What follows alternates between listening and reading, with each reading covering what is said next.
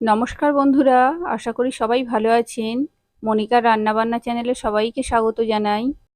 আজকে আমি যে রেসিপিটি আপনাদের সাথে শেয়ার করব সেটি হলো চানা সয়াবিন কারি। আর আপনাদের কাছে আমার অনুরোধ, সম্পূর্ণ ভিডিওটি দেখুন আর ভিডিওর নিচে থাকা সাবস্ক্রাইব বাটনটি চেপে আমার সকল রান্নার ভিডিওর সাথে যুক্ত থাকুন।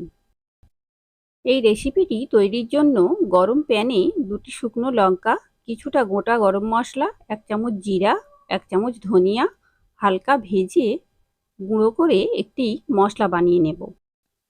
এই মশলাটি কারির মধ্যে ব্যবহার করলে কারির স্বাদ অপূর্ব হয়।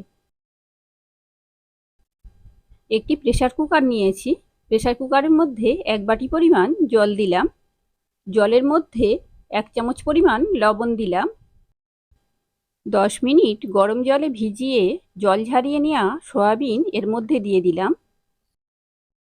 150 গ্রাম ছোলার ডাল ও 100 গ্রাম মটর 2 ঘন্টা ভিজিয়ে জল ঝরিয়ে নিয়ে এর মধ্যে দিয়ে দিলাম। প্রেসার কুকারের মুখ বন্ধ করে 2টি সিটি দিয়ে নিয়েছি। দেখুন ডাল ও মটরগুলি গোটা গোটা থাকবে, অথচ সুন্দরভাবে সিদ্ধ হয়ে যাবে। গরম কড়াইয়ের মধ্যে 2 চামচ পরিমাণ সরিষার তেল দিয়ে দিলাম। এবার গরম তেলের মধ্যে টুকরো করে কেটে নেওয়া একটি আলু দিয়ে দিলাম ভেজে নেওয়ার জন্য।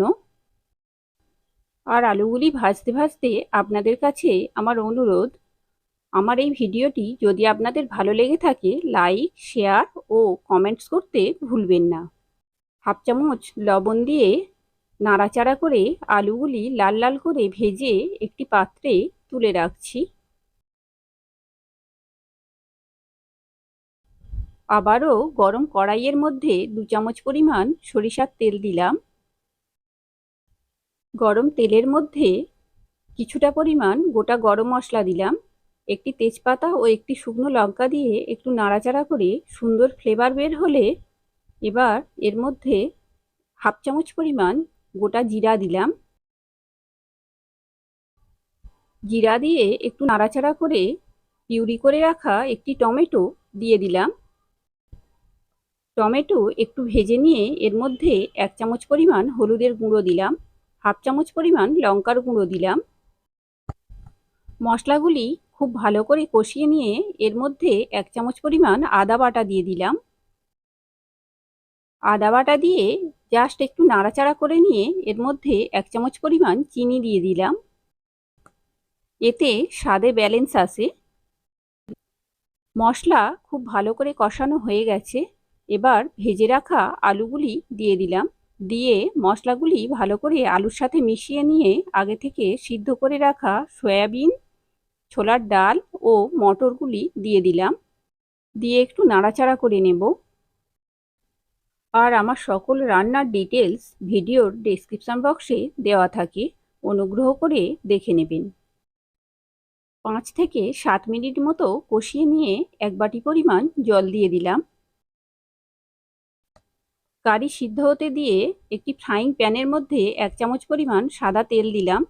তেলের মধ্যে কিছুটা কাজু ও কিছুটা কিশমিশ একটু নাড়াচাড়া করে ভেজে নিচ্ছি।